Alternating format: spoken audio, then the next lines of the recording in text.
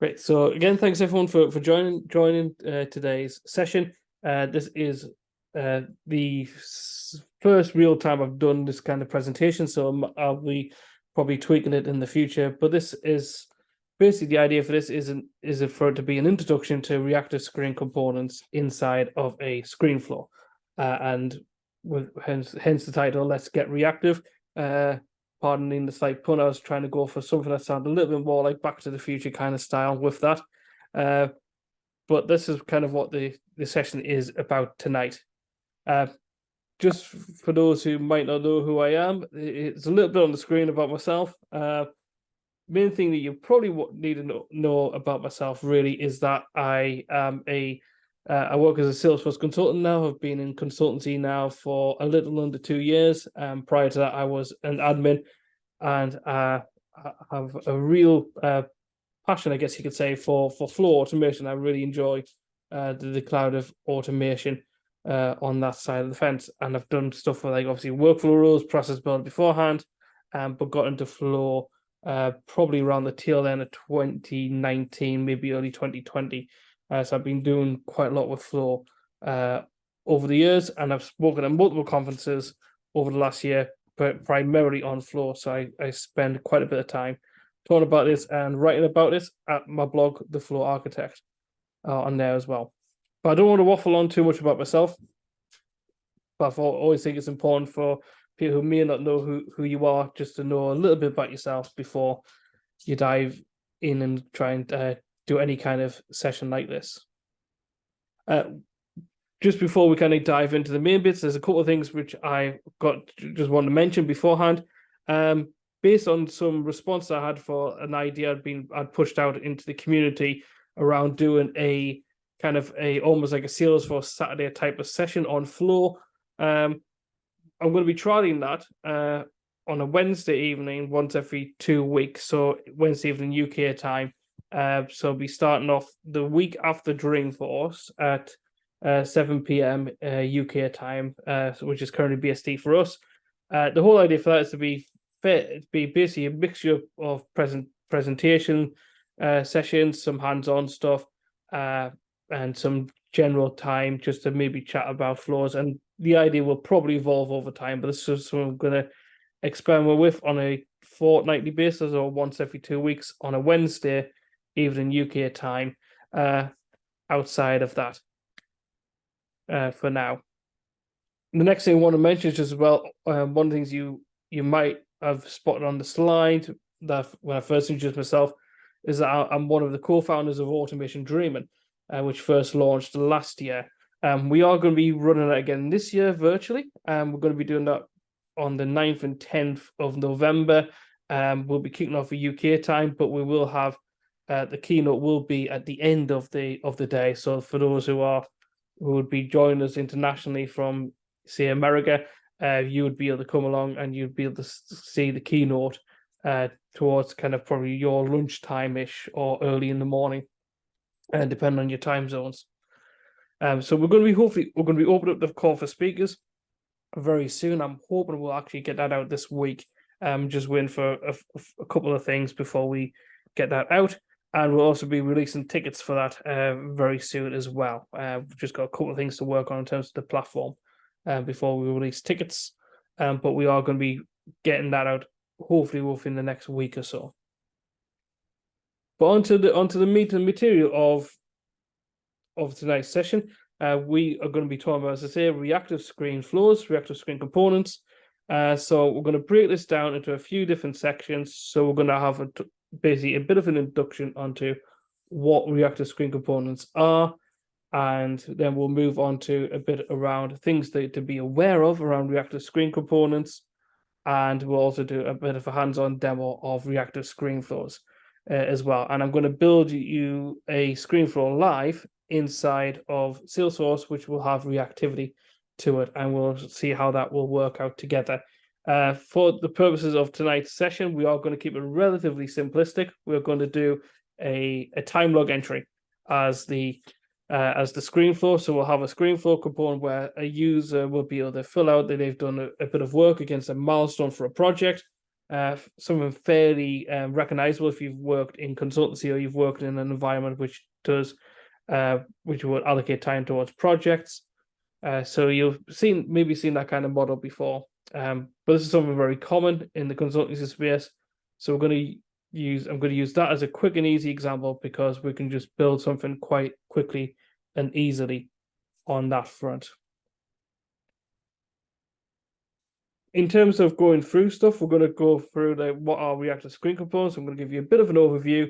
However, what I am going to do as well is for anybody who's signed up via Eventbrite, I will be putting together an email which will go out probably tomorrow or Friday with basically a list of all the links that I would be sharing in this session. I thought that might be easier than just popping them all in the chat, but I'll be trying to get that emails to go out hopefully tomorrow, so you'll get the links through there because there is some good material out there around reactive screen flows as well. So you'll be able to get all of the resources that I'll be highlighting and some additional ones which I'm not going to necessarily mention straight off the bat in this session.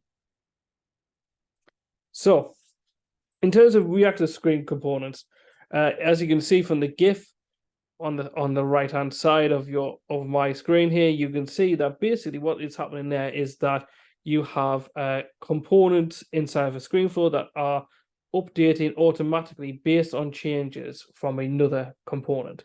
That is basically what reactive screen flows are at this time. There is some changes that's going to be coming, and I'll talk about them briefly in the before we go into the hands-on demo. But you'll be able to see how in this particular example, the GIF is showing a slider component being toggled with a value, and it's basically updating the some number of currency fields inside of the screen flow on there, and that is basically the whole concept of it, is to allow components to talk to each other without having to click the next button.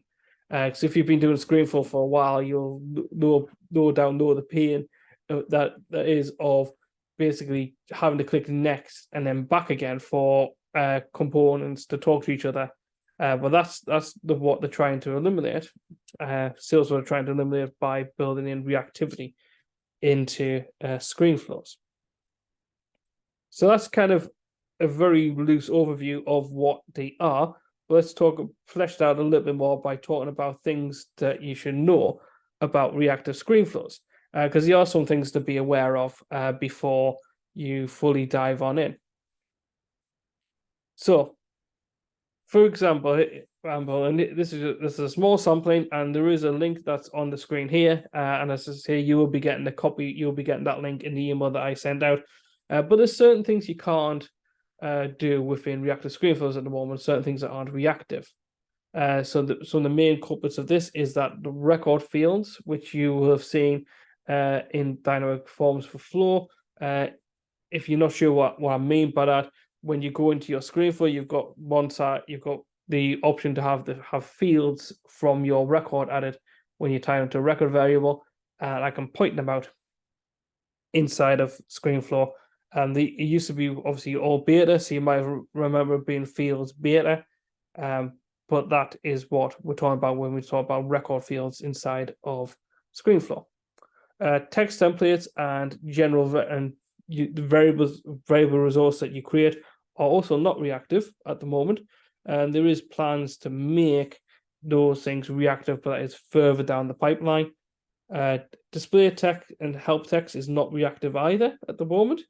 But display text, as you can see from the graphic on the right-hand side, is a big thing that they want to try and make reactive in the future. If you've got a screen flow that is tied to a record which has validation rules around it, reactivity at the moment does not trigger validation rules. So that's just something to be aware of as well. So if you've got particularly, would mean if you've got validation rules inside your screen flow, not on the record. So if you've got validation rules on your screen flow, reactivity doesn't trigger those validations. Also, there are some types of formulas that are not reactive at the moment. There is a list that I will try and dig out, but I wasn't able to find it for this session. Boy. But there is a list of formulas that aren't currently reactive just yet. So you'll be able to see, so hopefully get that in your list as well. In the list, the link that I've got below on this slide here, which again will be getting shared in that email I sent out tomorrow. That has a list of all of the component types that are currently reactive, because there is some that aren't. For example, long text components aren't reactive at the moment. So, and also choices aren't reactive at the moment. They are reactive in Winter 24. Although I haven't fully tested that out, so we won't be showing that as such in this session. But choices are becoming reactive in Winter 24. So that's kind of a bit of an overview, a bit of a whistle stop in terms of that. And what, just before we go into the hands-on port, the demo of it, in a sense, I thought I'd show you kind of the full roadmap that you can see. So this is the roadmap that was announced at TDX back in March by Adam White, who was one of the kind of the big names behind reactive screen flows, and he's one of the ScreenFlow PMs. And you can see we've got components and formulas are reactive currently. And we've got choices coming in Winter 24, as I mentioned, display text in the future. And then you can see other items for reactivity further down the line, including long text area, text templates, and record fields as well.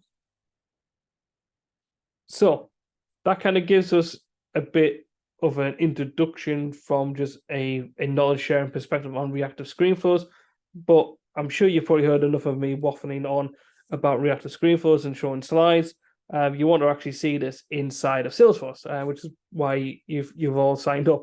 Really, you don't want to hear me just talking about you want to see it actually being built and being working. So let's transition over to Salesforce, and we will then work on building this reactive screen flow. So just to kind of give a bit of an overview beforehand, I have a couple of custom objects I've set up, one for projects and one for milestones, which you can see here. And I've just got a couple of demo records, and what we're going to do is we're going to add in a screen flow, which we'll put onto the right hand side here. And this screen flow will be just a basic time log entry that we'll do, just to kind of allow us to create a time log record and show that having some reactivity. But let me show you how this will work. So as well, if we're in setup and you're not on a preview environment, if you go into your process automation settings, if you didn't see my email yesterday, and if you scroll down, you will see there is a button towards the bottom for opt-in to reactive screen flows, which you have to tick to get access to reactive screen flows. And that is how you turn it on. That is changing in the Winter 24 release, but considering Winter 24, the developer orgs don't get updated straight away, and the first release weekend is next weekend. So it'll depend on when your environment might refresh either next week or might refresh in October. You'd have to check against your instance using the status at Salesforce and have a check of that. But for now, see, you've got to opt in to be able to use it. So I'm going to just go into flows. Just for transparency, you will see that I've got a little tab there called flows. I'm using actually a Chrome extension called Wire Salesforce, which allows me to do that. So we've got that there. But what we're going to do is we're going to create a screen flow, as you can imagine. So we're going to create a screen flow, and we are going to basically just create it as we would normally do, and we'll build this out from scratch, and then I'll show you how reactivity works along the way. So first thing I'm going to do, I'm going to add in my traditional record ID global variable. I'm going to add that as a record, and I'm going to add it as a milestone and mark as available for input. I would normally fill in description, but for the purposes of the demo and this session, I'm going to leave that blank. But I would normally, obviously, in best practice, complete a description. Just in case you don't know as well, record ID is a standard global variable for Flow, but it's one that you have to create specifically for ScreenFlow. So you have to create it each time you have a ScreenFlow. So it's not a truly global variable, but it is a globally recognized variable, if that makes more sense. And just as a little tip as well, if you have used record ID in the past, you've probably historically used it as a text data type. But one thing you might not know is that if you set it up as a record data type, it will automatic when you launch your ScreenFlow from either Quick Action or from your Lightning record page, it will automatically inherit the field values present in that record. So you won't have to do a GET request on your record if you have it as a record data type variable. So that's just a little tip. One I came across about a year or so ago, and it's completely changed how I build ScreenFlows now. I very rarely do it as a text variable. So we've got the record ID in there, and what we're going to start to do is I'm going to build out, add in another variable, and I'm going to add in one for the time log. So again, we're going to have this as a record variable. I'm going to have this as time log. So we're just going to have that set up. So we've got the record variable set up so that we don't have to necessarily worry about doing too much with it just yet. And if I go back to my record, you'll see here I've got some fields in there that I would probably want to auto-populate in my time log. I'm going to want to have the project, and I'm going to want to have the milestone in there auto-populated as well. So the little trick that I often do around this is I'll do an assignment initial first, and I usually just call it set initial values. You might have a different way of preferring to do this, but I will be adding these to the time log, and you can see here I've got all of my values in here, and I'm going to have my milestone. I'm going to have one in here for the project, and I'm going to have one in here for the current user, which I've got as a field as a staff member. In terms of the values, what I'm going to set that to be from the record ID, and this is going to be record ID. So I'm just using that for the milestone. I'm going to do record ID from the milestone to be project, so that they are automatically set. And then from this one, I'm going to do user, and then user ID. So I've got these ones pre-populated, so that means when the screen loads, I will be able to have these values automatically populated. But I want to also allow for people to see if they were for some reason filling the time log on behalf of somebody else, for example. Probably shouldn't happen, but sometimes a manager might go in and put in a time log for that. So I want to have this as an option to change the staff member. So we're going to have this field in there. What I'm also going to do is I'm also going to create a record choice set, and we're going to have this to be for users. I'm just going to have this to be user, and in this case, normally I'll do probably a bit more to try and clean this up a little bit, but I'm going to just simply for this one state is active true. Normally, I do a little bit more to try and clean out some of the users that we shouldn't be included in there. I'm going to add a sort in there for the full name. I'm going to have a sort in there for the full. The label be there for the full name. Data type to be text, and we're going to have this to be user ID. So basically what will happen now is when we have in the screen component, we're going to have a choice lookup. And what we're going to have is we're going to have a default to be the current user. But we're going to allow people to change it. So we'll have that on the screen floor. So that's kind of the base stuff that we've got ready. We will need to do some work on formulas to get these to be reactive. And what we'll do is we'll start building the screen now. So I'm going to start building the screen. I'm just going to call this configure log on here. And we'll start compiling the screen here. So we're going to add in a choice lookup. And the choice lookup we're going to make required, and we're going to be having this be staff member and staff member.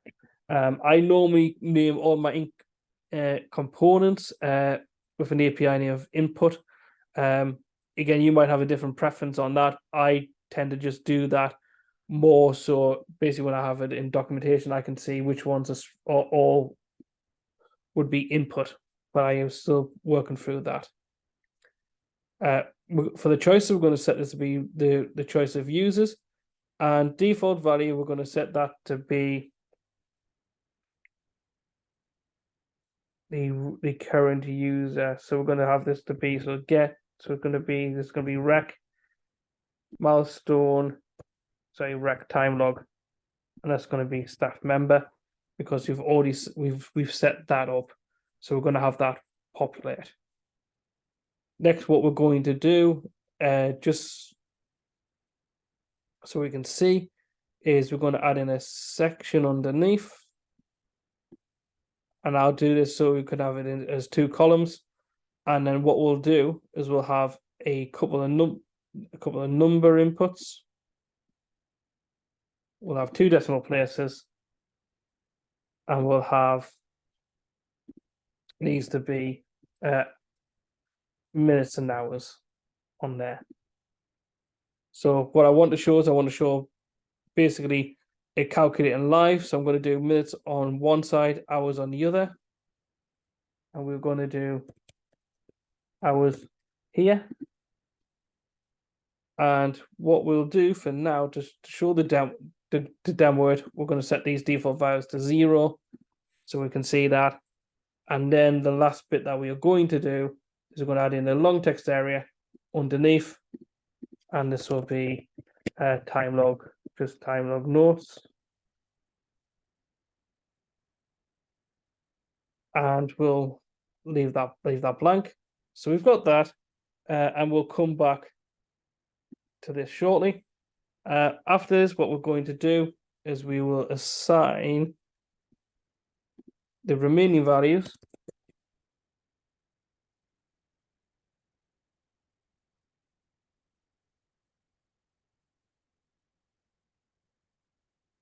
And we will have over here, so we're going to have rec, so we'll have the staff member. So we'll technically assign this again.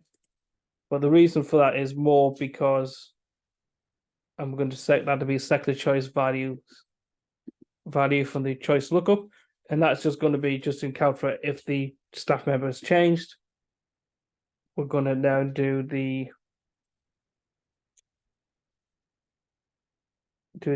duration. So we'll do duration in minutes. And this is going to be input minutes. We're not going to do hours because hours is a formula, but we'll do that on the record. So we don't actually need to set that here.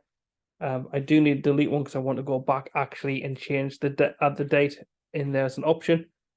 And we are going to come back and do the final one for now is going to be the notes, and that's going to be input time log notes.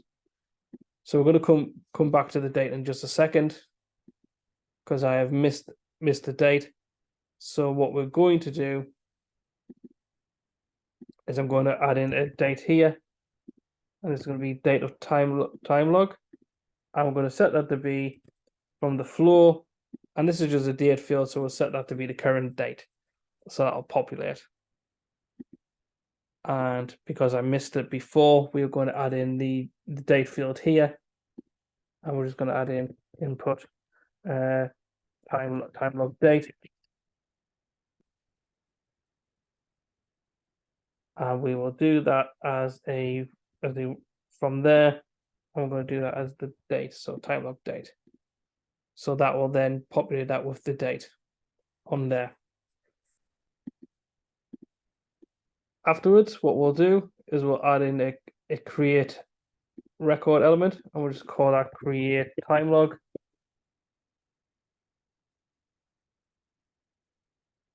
And we will create that from the time log record variable. And we will save this flow at this stage. And I'm going to do SF, and this is going to be time log, create log, and I'm going to create time log. So what we'll do is if we debug that, what you'll be able to see from at this stage is, let's do demo. I'm going to search for that milestone. You'll see here that there is nothing on there. Now, for some reason, the user's not populating, but that would be fine. Don't actually need it for this one, and I do need to tweak the hours on there. But you'll see there is no reactivity at all coming through. Once I change this, so if I change this to be 90, you'll see there's no reactivity at all. So we're going to fix that. And we're going to fix that by adding a formula in. Before I do that, let me just tweak this, because I want this to be 2 decimal places. So you have that. Now, how you do this, you create formulas for this, and this will be how you get the reactivity. So what we're going to do is we're going to do a formula, and this will be a calculation. So I'm just going to call this calculate, and this will be calculate duration minutes. I will have that as a formula with 2 decimal places. And what we'll do is we will do an if on there. And because of the fact we're having to put these in as default values after we've built the component, these calculations have to be done, would have to be created after you've created the component and then added back in. So I'm just going to do if equals 0 for the input hours. What we're going to do is we're then going to do input hours divided by, that should be times by 60 to get to the minutes. And I have missed something there. Yes, I have. I've missed a comma. There we go. So we should have that in there. What we'll do, they'll probably save a little bit of time because we are working. The next one's going to be minutes. It's going to be hours. We'll just copy and paste that formula across into a new formula. And we'll do calc, and we'll do duration hours. And what we'll do is we'll do same kind of formula, but again, to save a little bit of time, we're going to change the times to divide, and we'll change the hour to minutes. And that will get us up the speed. So we've added the formulas in there, but it's still not going to be reactive just yet because we haven't added it to the time log. So what we're going to do is we're going to go into the screen and into each component, and we are going to set this to be, for the default, to be whatever one this doesn't have. So we're going to have this to be duration hours, and we're going to set that up there, and we're going to click on save, and we'll then debug this. And we'll do it again, we'll just search for the demo so you can see this working live. And what you'll see here is if we do this as 90, you'll see that that tweaks to 1 hour and a half. But let's say if we change this to 5, you'll see that the minutes changes up to 300. And so you can see that actually working live. And the way I've built it is it'll allow you for each one to react to each other. As again, if I do 25, and if I do say 2.5, you'll see how both columns actually both components react to each other, without the need to actually do anything really overly fancy in terms of changing these around. And then we've got the test there. So that's the screen floor really built out.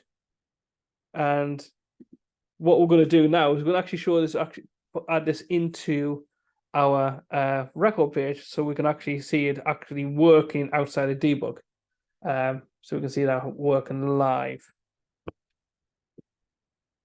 So we're going to try that. And just 1 second, because I'm not sure what's going on there. There we go. And we'll try that. And we'll then so I'm just going to do a couple of a little minor tweak to my footers, because I don't like next and finish personally. So I'm just going to add in. So I'm going to call this create time log. I'm going to hide the previous because there's only one screen, and I'm going to hide the pause for that. So we have that. And I actually do quite like having the headers in at the moment, so I'm going to leave that one in there. Although I do go back and forth on it depending on the screen floor, but I do actually quite like the way that some of the recent changes to the UI for floor has actually made the headers come about and display.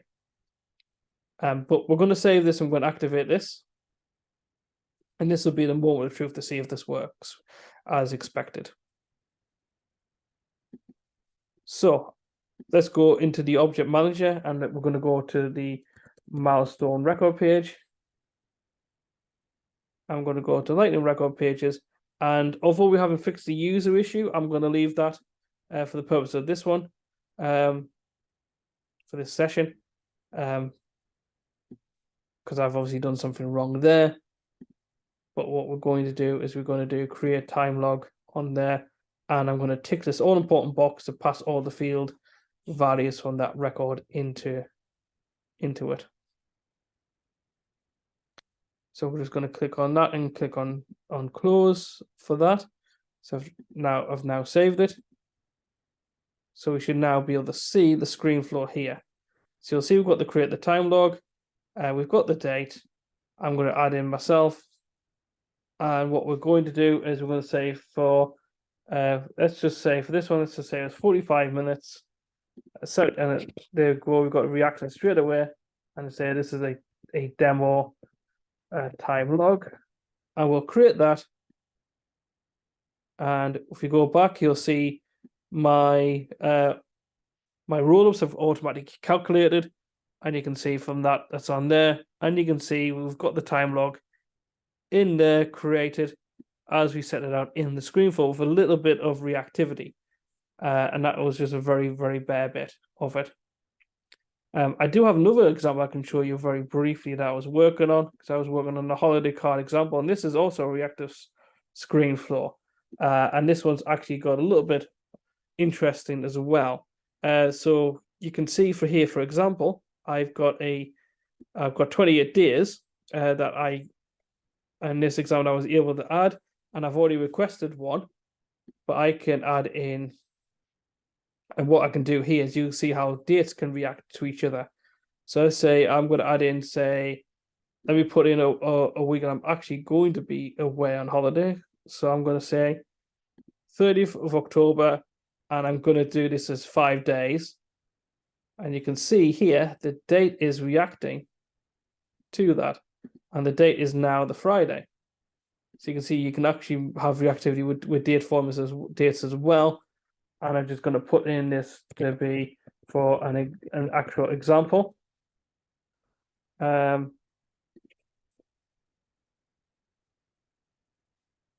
just put down an actual use case in there, and I'm going to click on next. and you'll see how that's worked. And one other thing, Mark, can I ask a question? So I can see that your slider, the top value is reactive because it knows how many days you've already taken. I'm just really curious what happens if you put an end date that was greater than 26 days, because you're playing with the end date rather than your toggle. What does your toggle do, or does it? That is a very interesting question, because I had built this originally to have there, so the toggles, because the toggle is not reactive to that. Oh, okay. Your toggle's not reactive to the date. You've just got your date reactive to the toggle. Yes. Oh, okay. Yeah. But what I had done is I had set my toggle to be based on the amount of days remaining. So you'll see there was 27 before, it's now 26. So I've got I that. noticed it go down. Can't go above 26. Yeah, I think that's really cool actually, using, because you kind of are using the reactive nature to set the top value on your toggle, and I think that's quite powerful. Yeah, and so the toggle works, and I just found that was just a little random bit I came across where, well, I wonder if I can use like a field to set the maximum value of the toggle. So that does actually bring in an element of reactivity, although it's a bit of a hack around in terms of that. Yeah. But that was one I did recently as well. That was just playing around with. And there'd be other use cases from the main ones I came up with was like holiday requests, time logs, discount calculators. That's a common example. I'm actually working on an example, which I need to flesh out a little bit more, which is kind of going to be around like almost like a project time estimator almost. So you'll be able to put in select values in there to determine the complexity of a project, and that would then calculate how long that project should approximately be. So that's an example I'm working on at the moment internally for work. But there's a load of stuff you could do with this. And now with choices being reactive, which I haven't fully tested out yet, which is why I'm not demoing it tonight, because wouldn't want to showcase something that I haven't played with myself first. You can maybe see some real good legs on this in terms of what you could potentially do. Yeah. But cool. I mean, that's kind of what I had. Is there any kind of questions or anything anybody wants to ask, or before we kind of potentially begin to draw the session to a close? I know it's been less than an hour and a half advertised, but sometimes, 45 minutes is not necessarily too bad for an evening session. I have a question, but it may be more complex than you want to answer. Go for it. I'll try. Have you tried? So in some of the videos I've seen, they've done things like have a data table of records, click against one of the records, and then show the details in the fields on the right hand side type thing. Have you tried that? I would like to say yes, but I haven't, and there's a reason for that. It's because that is technically not available yet. Oh, okay. So is that what you were saying with the pick list choices type? Yeah, it's one of those kind of things that, so Salesforce has showed you stuff that because I've seen it live. Adam showed me it working live at TDX, and it was so cool to see it. But it's only available to people at Salesforce at the moment, particularly those voting. So the other day was not reactive, unfortunately. But that's one of the things I'll be first trying to do in terms of that. I mean, some of the stuff you've seen on these session, you might have seen, like, I don't know what exactly they call it in unofficial SF, but you might have seen the custom banner message that flagged up in some of the demos where the discount calculator got to a certain point and it flagged up either like a green one or a red one of these display messages. That's technically not available either, because it can't talk to custom Apex components just yet. Is that not like custom visibility of display text. So say you had made your toggle reactive to end date. Surely a banner flashing up would be as straightforward as the value you're selecting is larger than the maximum that's allowed, show it. I would like to think so, but there was something particular with that particular component that wasn't reactive. Okay. It was an unofficial, but it was that specific one. There will be stuff you will be able to make complete reactive from there. So like one of the ones I sometimes do, I haven't done it for a while, but I don't know if you'd seen it, but there was an unofficial SF action where you could export a data table to a CSV inside of Salesforce. I used to do one of the things I used to do for certain people when I built it was to create a checkbox, which was would you like to export this table to a CSV to download? That checkbox could be made reactive now, for example. Got you, yeah. But there's some things in there, and again, this is so new. It means only becoming officially GA in Winter 24, and has already been out for 2 releases. So that's why I've not played with it, and why I'm joining your webinar to watch what you've done with it. Yeah, so there's a lot of stuff in there, and to be fair, I've not had as much chance to do it of the stuff I would have wanted to do, largely because it's not functional yet. So like one thing I've tried to do recently was to try and get a URL to populate dynamically in there. And my use case for that was basically what I wanted to do was, well, it was largely just to test out if I could, but it was also to test out stuff I was trying out for like an Experience Cloud use case, where basically one set of users would get one link, one set of users would get another, but you'd be able to display that in the screen flow based on values selected elsewhere in the flow. But that didn't work, and I haven't tried that for like a few weeks, so it might have changed in the release preview. But I tried to get that to work recently, and it didn't. But as I say, there's probably a bit of stuff in there that will come later on. I'm really excited for, as simple as it sounds, I really want to see the display text get reactive. Yeah, definitely. Because there's so much value in that. Because one of the things we can do, which I don't know if you'll know this or not, but you can actually sort of already create dynamic labels inside of Flow. And I don't know if people have seen that before. For something like a screen flow.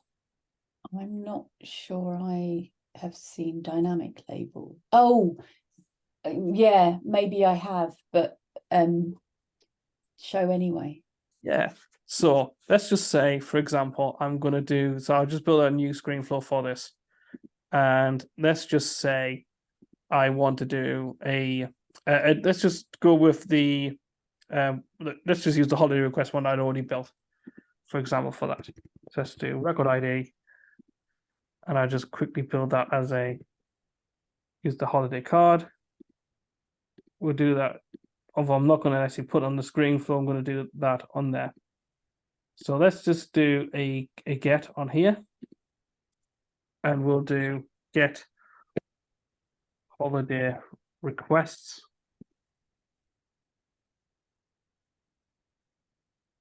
And we'll do holiday request, where the holiday card equals the record ID.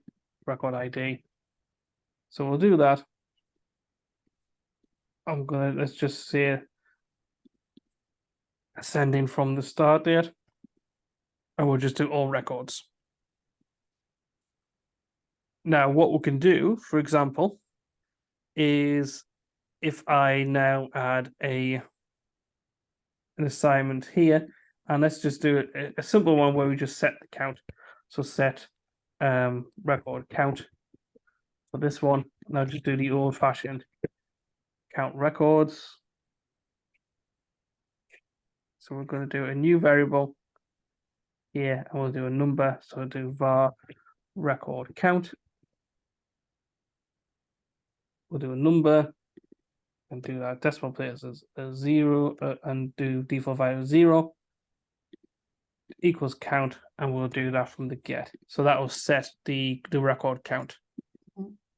Now, if I want to have an example of a dynamic label, just do a very, very bog standard simple one for the moment. Before I do that, actually, just not confuse myself, let's do a formula, just so I can this is a little trick that I will sometimes use when I'm wanting to grab the whole string. I'll just sometimes create a formula, add in my variable, and then just not save the formula. So it just makes I don't have to actually type it all out by scratch. So for this one, I'm going to do data table, and I'll add in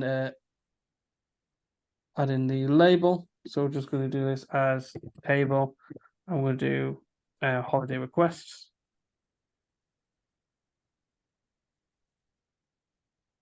And let's do holiday requests.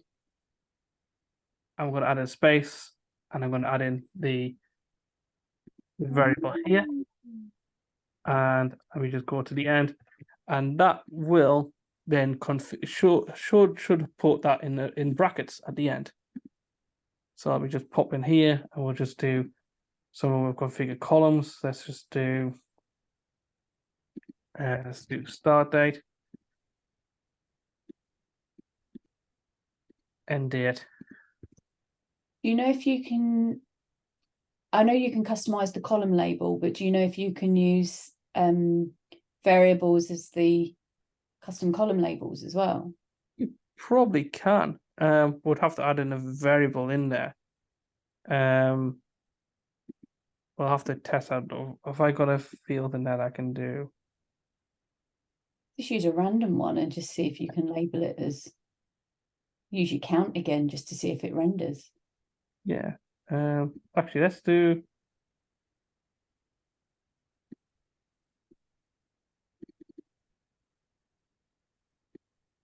Actually, I'll tell you what we'll do. Why don't we do?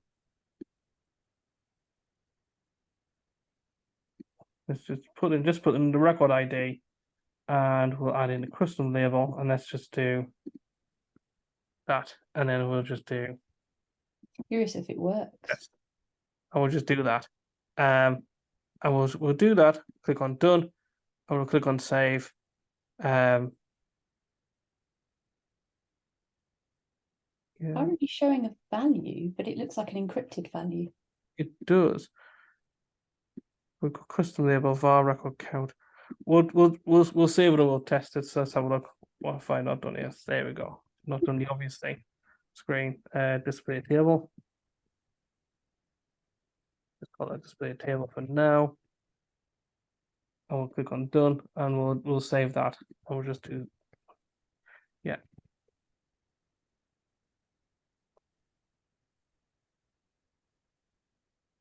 One thing I sometimes do as well, if anybody ever wonders why I'm doing stuff there, I will sometimes do like stuff like putting like things in brackets at the front if I'm on my label. So I'm doing say like test ones, or I'm doing like one specifically only for admin. I'll have test or admin, because then generally, if you have it in an order of the name, it'll put it in the list.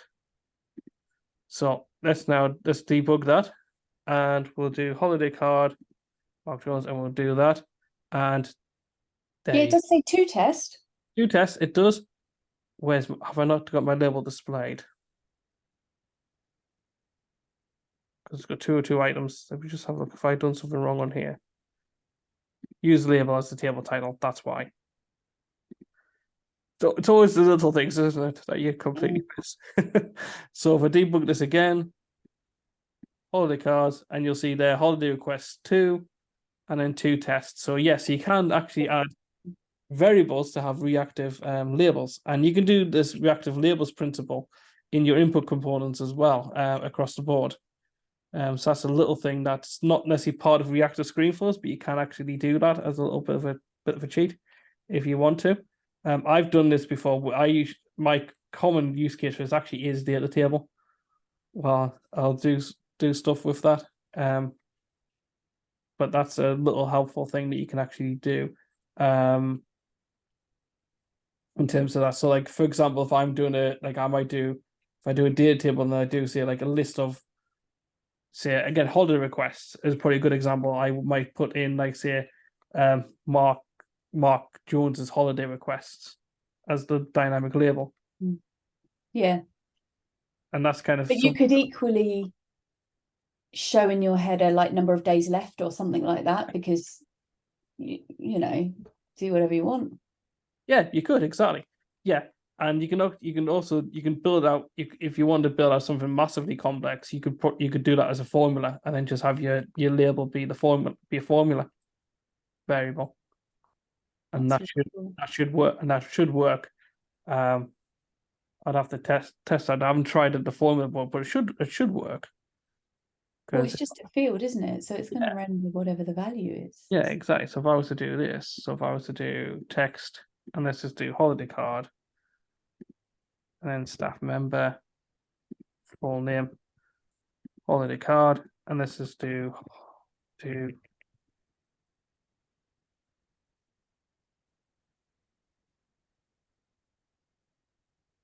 holiday requests, space brackets, and I'm going to do, and then what we're going to do is we're going to do text, and we'll do holiday cards, and then we should have remaining, holiday remaining. Gets and is remaining.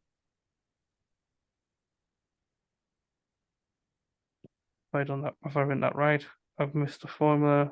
There we go. Missed the bracket. Yeah. There we go. And let's do formula. Sometimes I do the most bog standard things when everybody's watching. I miss that. So formula, and let's just do data table label. There we go. And what I want to do now is I'm going to cheat slightly again and just do formula data table label. Just cut that. Just copy that, and then just change that label to the data table, and we'll do. I really like that tip of just using a formula field to get the API or to get the label, because who wants to type it?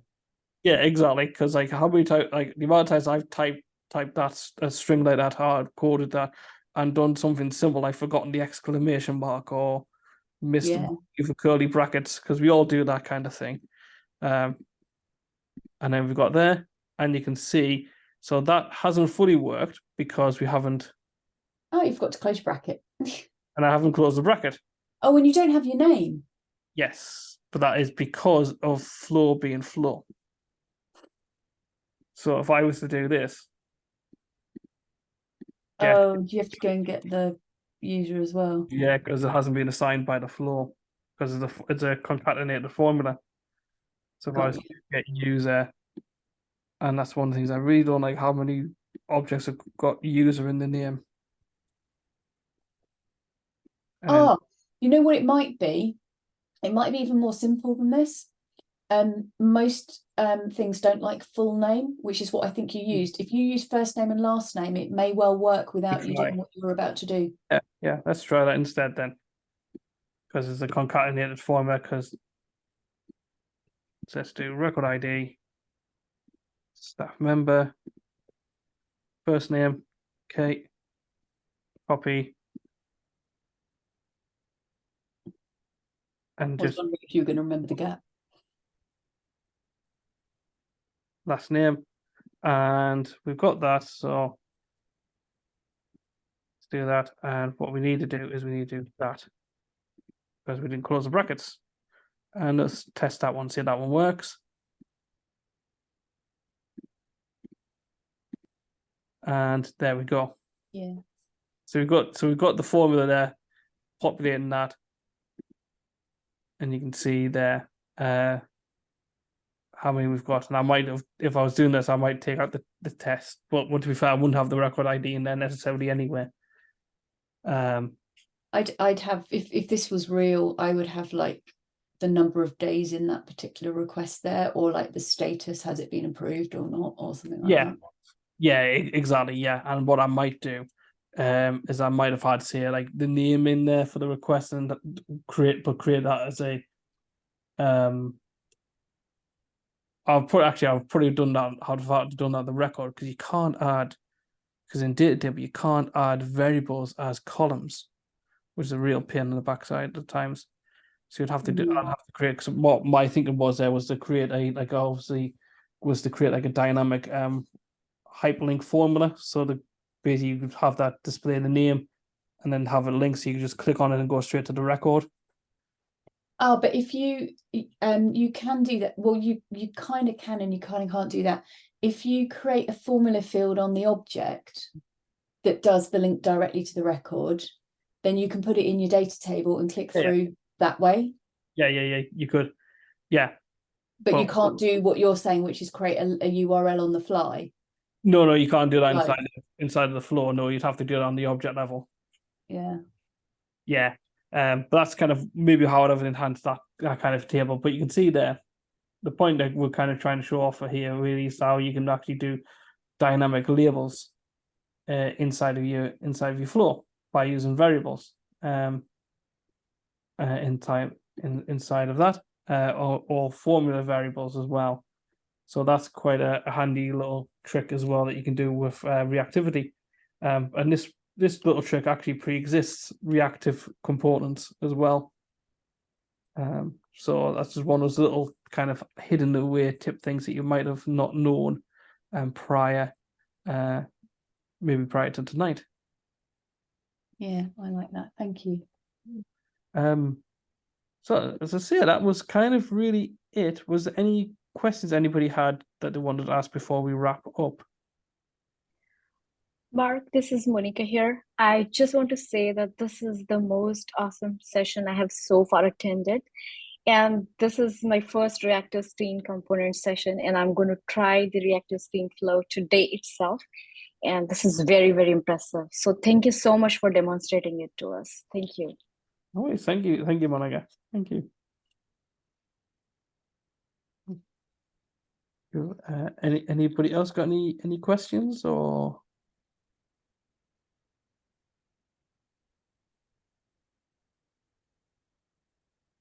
Cool. I think that then probably wraps up. So what I'll do then is I'll stop the recording. I will be uploading this to the YouTube channel that I have for this. And what I'll do is in the email that I mentioned before, where I'll send out the links, I will include the link to this recording on there, and I'll send that out so you can see that a little bit, and there'll be some additional resource on there as well. And just as I noted before, if I was to go back to my presentation briefly, just to kind of give a little bit more of a reminder, we do have Automation Dreaming coming up.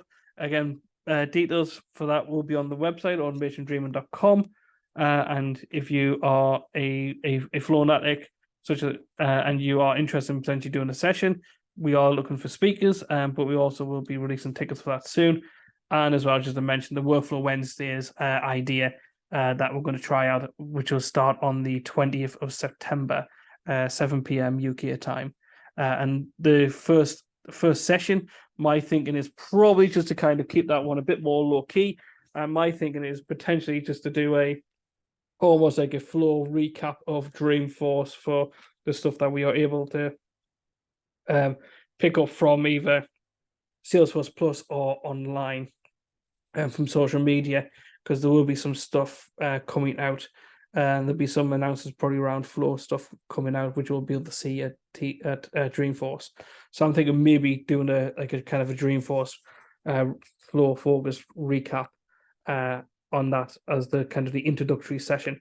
But yeah, so if you would like to come to that would be you'll be absolutely more than welcome. And I'll be getting stuff out there in terms of getting the invites and the sign-ups sorted out coming up, because I'm going to try and get all of it overdone so that you can actually sign up to these sessions via Flow. So that's kind of my plan going forward with this. But yes, so just want to say a big thank you. I am going to stop the recording here, and I'll just say thank you. And if anybody does have any last-minute questions, feel free to ask once we stop the recording.